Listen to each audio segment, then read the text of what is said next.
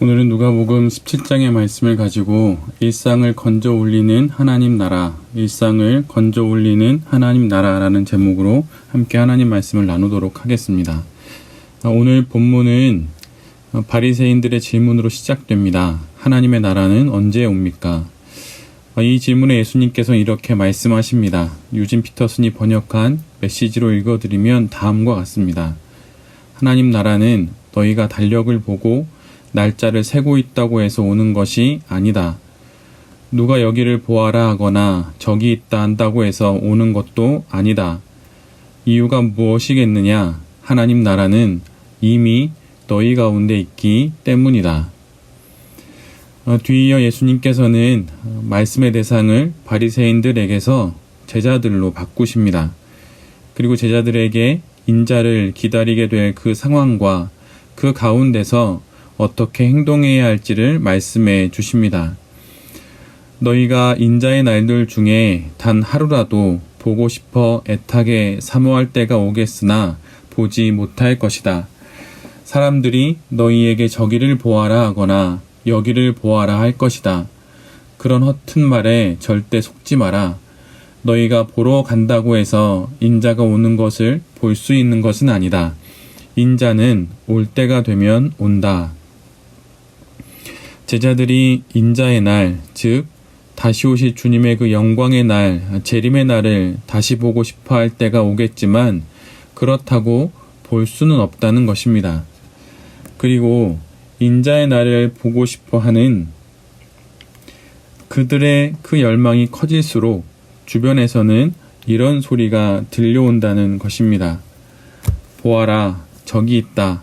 혹은 보아라, 여기 있다라고 말입니다. 예수님은 그런 때가 오더라도 그런 말에 현혹되어 인자를 찾아 나서지 말라고 말씀하십니다. 인자는 결코 그런 식으로 오시지 않기 때문입니다. 뒤이어 예수님은 인자가 어떻게 올 것인지를 말씀해 주십니다. 번개가 하늘 아래 이쪽에서 번쩍이어 하늘 아래 저쪽까지 비침같이 인자도 자기의 날에 그러하리라. 마치 번개가 한 번만 쳐도 온 하늘이 환해지는 것처럼 하늘 이 끝에서 저 끝까지 환하게 만드는 것처럼 인자가 와야 할 그의 날에 그렇게 오신다는 것입니다.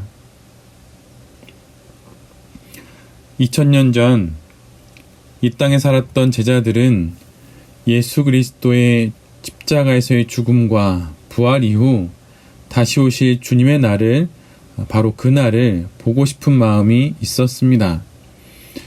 비록 다 이해하지는 못했지만 그러나 그들에게는 그 마음이 있었습니다. 심지어 그들의 이런 열망은 악한 이들의 악의적인 유혹을 받을 정도로 열렬했습니다. 그렇다면 제자들과 똑같이 이 시대 속에서 예수 그리스도에 대한 믿음을 가지고 있는 우리들, 그래서 그리스도인이라 불리는 우리는 어떠합니까? 지금 하나님의 아들의 영광스러운 날에 그 하루라도 보고 싶은 신앙이 우리에게 있는지, 그 신앙의 열망이 우리에게 있는지 스스로에게 물어봐야 할 것입니다. 다시 오실 주님과 함께하게 될 그 날을 기다리는 그 간절함이 내게 있는지 말입니다. 만약 다시 오실 주님을 만날 그날에 대한 열망이 없다면 그 간절함이 만약 이 생의 삶으로 인해 만약 없다면, 아니 있긴 있지만 크지 않다면 우리는 도대체 무엇을 믿고 있는 것이며 우리는 무엇을 기대하고 있고 또 무엇을 기다리고 있는 것인지 스스로에게 정직히 물어야 할 것입니다. 재림하는 그리스도 예수에 대한 기다림은 이제는 기성교회보다는 이단의 이야기들이 되어버린 지가 벌써 오래된 것만 같습니다. 그러나 초대교회 성도들은 저 하늘에 검은 먹구름이 몰려만 와도 드디어 주님이 다시 오시는 것은 아닌가 하며 감격에 젖었습니다. 집을 나선 어느 날 저 하늘에 검은 구름이 보이면 오늘 드디어 그렇게도 기다리던 우리 주님이 오시는구나 라고 말을 했습니다. 우리도 이와 같이 다시 오실 주님에 대한 기다림의 열망이 있어야 합니다. 주님과 함께하게 될 그날을 기다리는 마음이 우리에게 있어야 합니다. 그리스도인의 신앙은 부활의 신앙입니다. 우리들의 신앙은 십자가에 달려 돌아가신 그 주님이 부활하셨고 그분이 다시 이 땅에 오신다는 바로 그것을 믿는 신앙입니다. 이것이 우리 안에 있어야 합니다. 우리 안에 다시 오실 부활의 주님을 고대하는 마음이 있어야 합니다. 이 마음을 영혼에 품고 있는 자가 성도여 거룩한 주님의 자녀입니다. 복음서를 중심으로 성경을 읽을 때 우리는 예수 그리스도의 탄생부터 시작해서 부활의 사건으로 끝나는 이야기로 읽습니다. 그러나 복음서 기록의 과정은 사실 이와는 정반대입니다. 부활의 사건을 만난 이들이 그 경험으로부터 예수 그리스도의 이 땅에서의 삶을 회상하며 역으로 주님의 삶을 기록한 것이 바로 복음서입니다. 다메섹 도상에서 그리스도인들을 죽이기 위해 내달리던 사울이 부활하신 주님을 만나 사도 바울이 되었던 것처럼 예수 그리스도의 부활을 경험한 그들은 그 사건으로 인해 다른 세상을 보게 되었고 이로 인해 그들은 완전히 다른 존재로 변했습니다. 이렇게 완전히 다른 존재가 되어 예수 그리스도의 삶을 기록한 것이 바로 복음서입니다. 요한복음 16장 33절에 이런 말씀이 있습니다. 이것을 너희에게 이르는 것은 너희로 내 안에서 평안을 누리게 하려 함이라. 세상에서는 너희가 환난을 당하나 담대하라. 내가 세상을 이기었노라. 예수님의 이 이김이 어디에 있습니까? 그것은 부활입니다. 그러기에 부활하신 주님을 믿는 우리의 세상에 대한 이김 역시 부활의 신앙에 있습니다. 세상이 교회에게 기대하는 것이 무엇이라고 생각하십니까? 사도행전 3장에서 베드로는 성전 미문 앞에서 나면서부터 걷지 못하는 거리 내 구걸에 이렇게 말합니다. 은과 금은 내게 없거니와 내게 있는 이것을 내게 주노니 나사렛 예수 그리스도의 이름으로 일어나 걸으라. 베드로와 요한이 금과 은은 자신에게 없지만 그들이 만났던, 그래서 지금 그들이 가지고 있는 그 이름, 부활의 주님 나사렛 예수 그리스도의 이름을 주겠다고 말합니다. 그런데 지금 우리는 어떠합니까? 세상을 향해 베드로의 이 말을 혹시 거꾸로 외치고 있지는 않습니까? 우리에게 부활의 예수 그리스도의 이름은 없지만 돈은 조금 있다고 말입니다. 교회가 무엇입니까? 교회는 부활의 공동체입니다. 주님께서 우리에게 주신 첫 교회인 가정 역시 부활의 공동체입니다.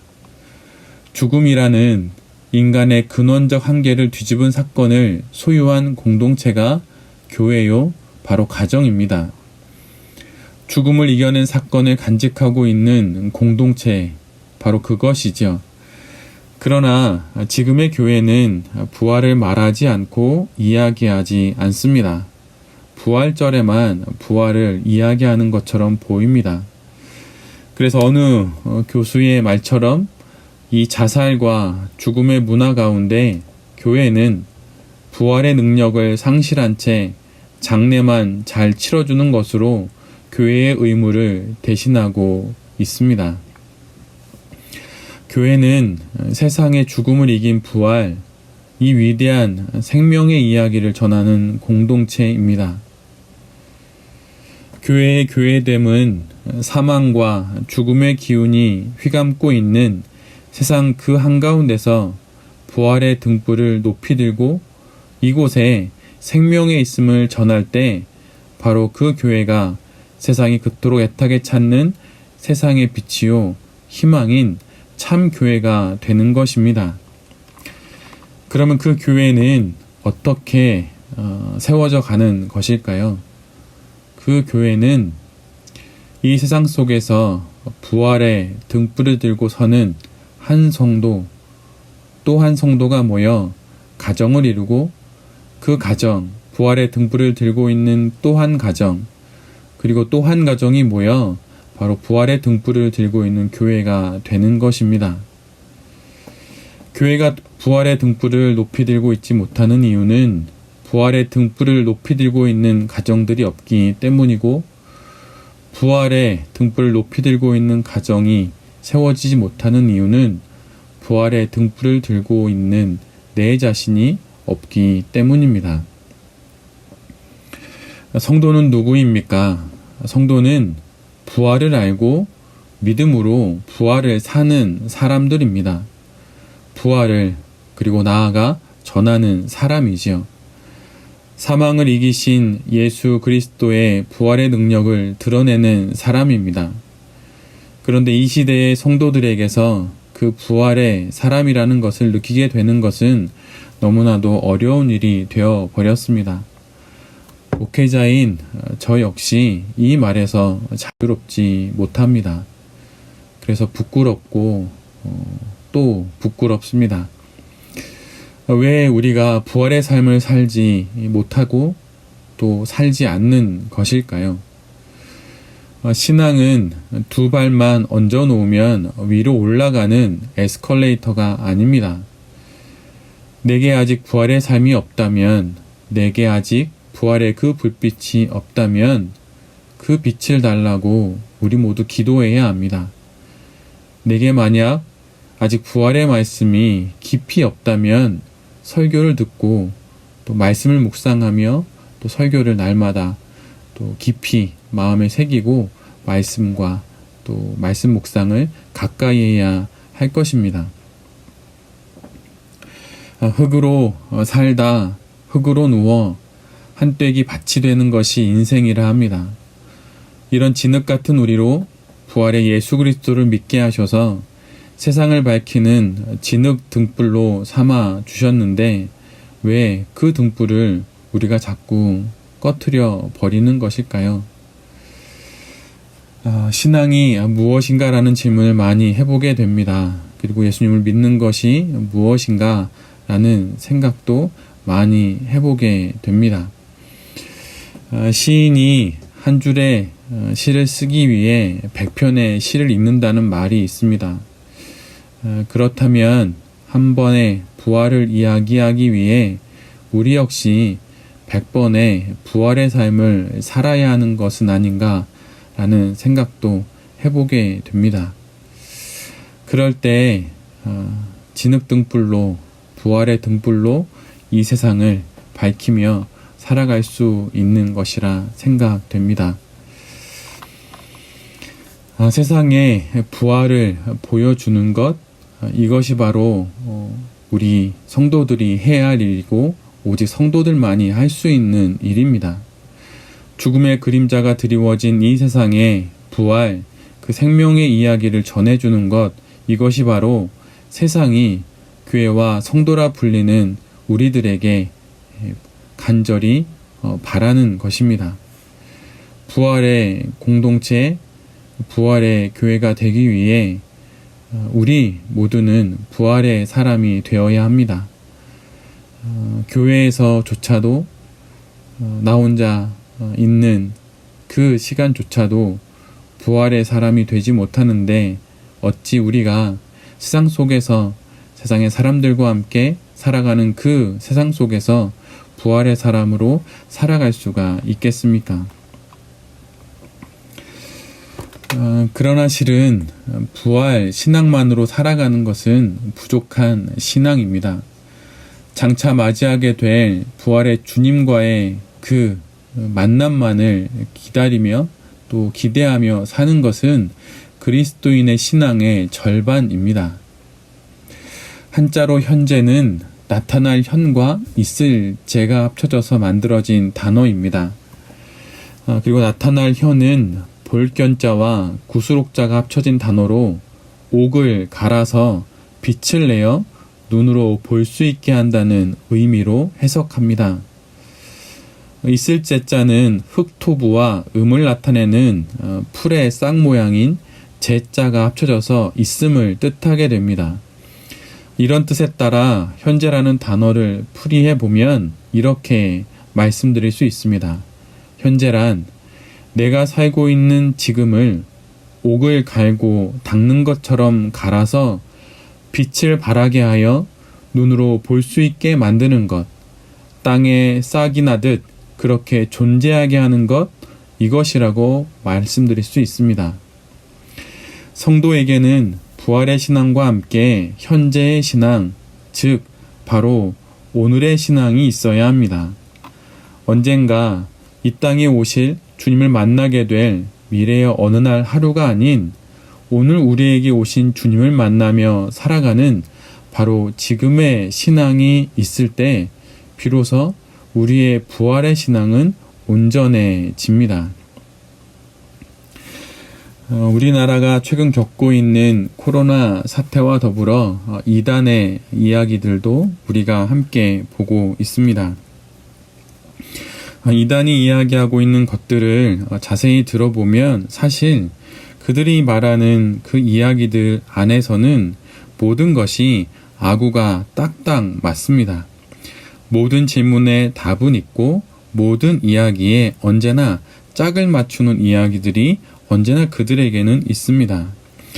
그러나 중요한 것은 그들의 서사 안에서 그들의 이야기가 딱딱 들어맞지만 중요한 건 그 이단의 이야기 밖에서 그들의 이야기의 시작점들을 바라볼 때 그 이단의 이야기, 그 서사의 시작점이 틀리다고 하는 것을 확인할 수가 있습니다.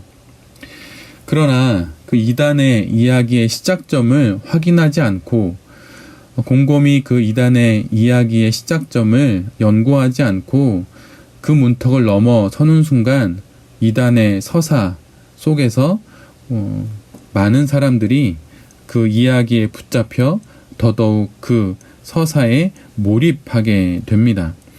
그 서사 안에서 전개되는 일들이 자신들의 기대와 또 맞다 보니 더더욱 이단에 붙잡히게 됩니다. 이단에 붙잡히는 그들의 기대가 무엇일까요? 미래의 어느 날 찾아올 그 재림하시는 예수 그리스도, 그분에 대한 기대감입니다. 근데 알 수 없는 미래이기에 미래에 대해서 불안하게 되고 그 불안한 미래에 대한 가르침을 주는 이단의 이야기에 붙잡히게 되는 것이죠. 그래서 구원의 불안의 해소라고 하는 그들의 기대와 이단의 답들이 잘 들어맞기에 거기에 붙잡히게 됩니다.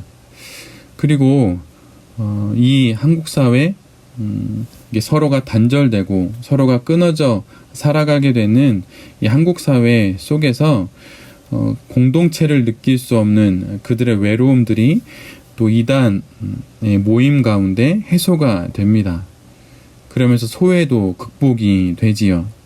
그리고 또 그 안에서 세상에서 이룰 수 없었던 성취감도 맛보게 됩니다.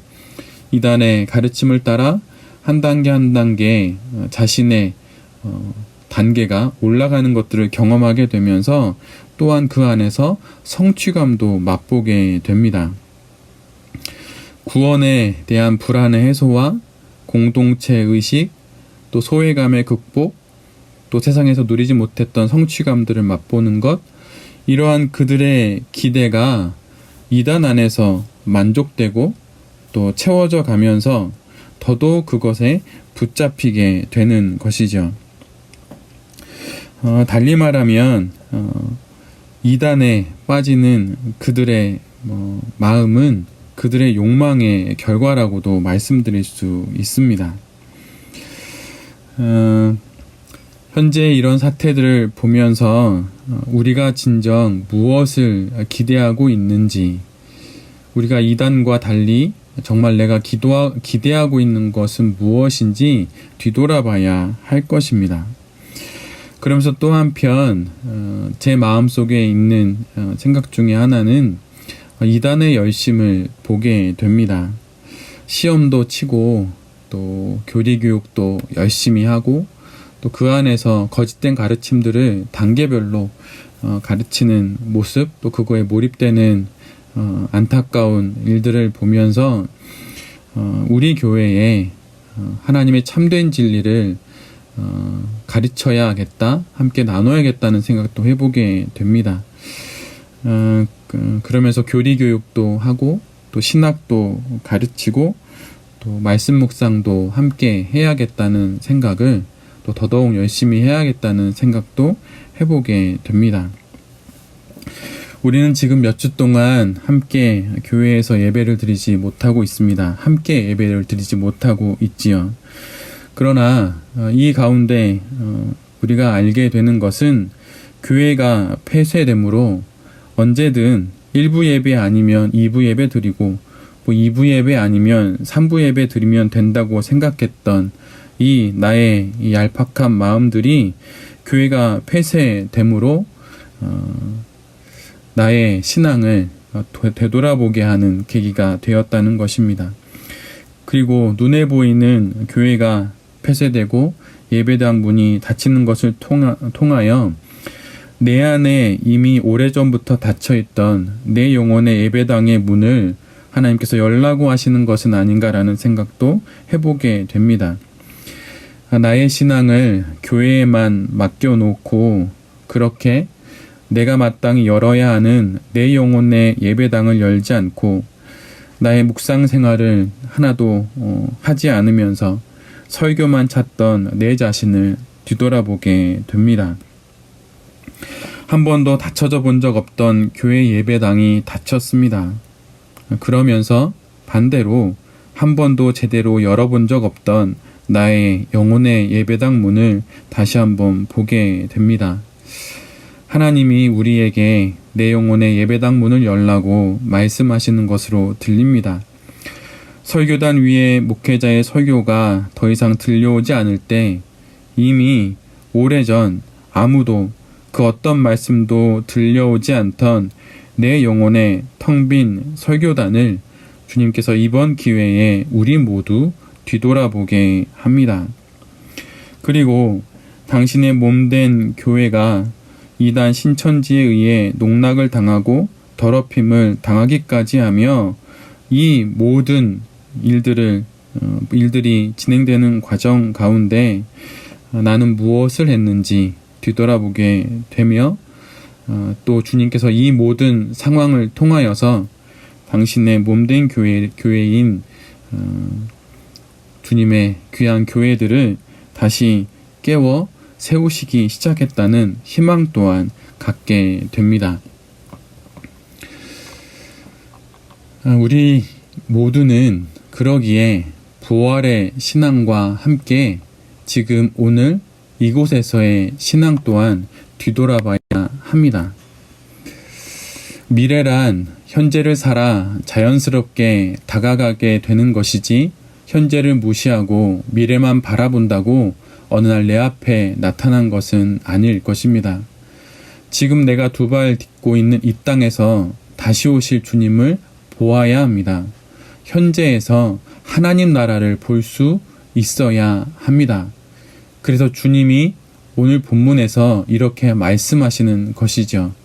하나님의 나라는 너희 안에 있다. 우리가 살아가는 일상을 건져 올리시는 분이 바로 하나님이십니다. 우리의 일상을 건져 올리도록 하는 것이 바로 하나님 나라에 대한 열망입니다. 하나님 나라를 바라보며 일상을 도외시하는 일은 결코 참된 신앙 안에서 일어날 수 없습니다. 오늘 지금 나의 이 삶의 자리에서 우리가 주님을 더 깊게 만나야 합니다. 그래야 우리가 저 천국에서 낯익은 주님을 만날 수 있게 될 것입니다. 현재의 하나님 나라를 놓치고 미래의 하나님 나라를 잡을 수는 없는 법입니다. 그러기에 하나님 나라는 여기 있다, 저기 있다, 또는 내일 온다, 모레 온다라고 할 수 있는 것이 아니지요. 우리 주님의 말씀처럼 하나님의 나라는 이미 우리 안에 있습니다. 그리고 하나님 나라는 오늘 이곳에 있습니다. 바이올린 연주자가 하루 바이올린을 켜지 않으면 바이올린이 안다고 합니다.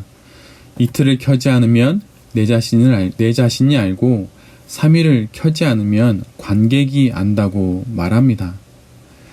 이를 나의 신앙에 접목해 보면 하루 말씀 묵상하지 않고 하루 기도하지 않으면 성령님이 알고, 이틀을 기도하지 않고 말씀 묵상하지 않으면 내가 알고, 3일을 기도하지 않고 말씀 묵상하지 않으면 성도들이 알게 된다라고 말씀드릴 수 있습니다.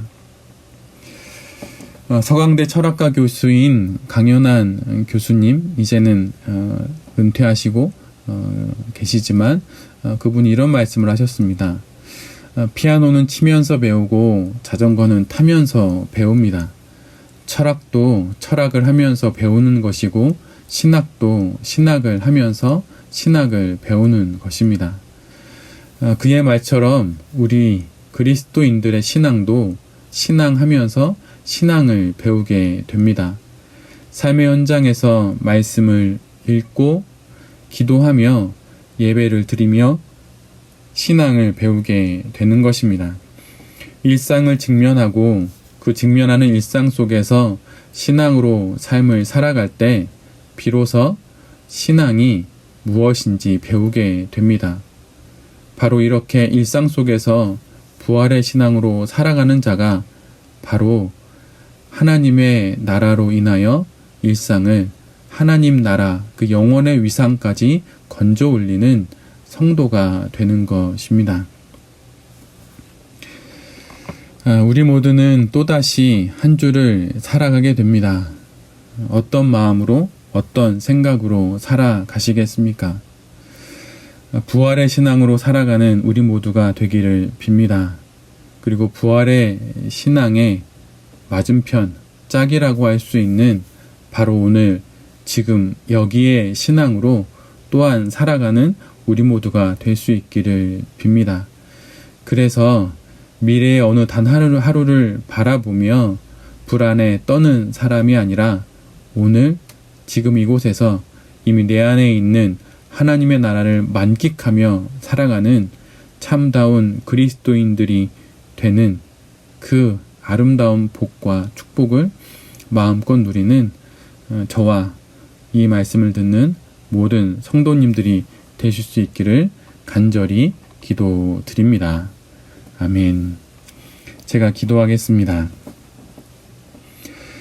주님, 훗날 우리에게 다가올 그 하루만을 기대하며 살지 않게 하시고 바로 지금 내게 주신 오늘을 부활의 사람으로 살아 지금 내 안에 하나님의 나라를 이루며 살아가게 하여 주시옵소서. 어딜 가든 따라오는 삶을 피해 이곳 저곳을 헤매이지 않게 하여 주시고 내게 주신 삶을 직면함으로 직립하여 하나님의 나라를 누리며 또한 이루며 살아가는 우리 모두가 되게 하여 주시옵소서. 나의 일상을 영원의 위상까지 건져 올리시려 하시는 주님을 바라보며 하나님의 나라의 사람으로 살아가는 우리 모두가 되게 하여 주시옵소서. 간절히 구하오니 우리 모두에게 주신 첫 교회인 가정에서 사랑하는 남편과 아내 앞에서 생명보다 귀한 자녀들 앞에서 부모님과 형제들 앞에서 그리고 세상의 모든 이들 앞에서 부활의 사람으로 살아가는 우리 모두가 되게 하여 주시옵소서. 이 모든 말씀 다시 오실 우리 주님 그리스도 예수의 이름으로 간절히 기도드립니다. 아멘.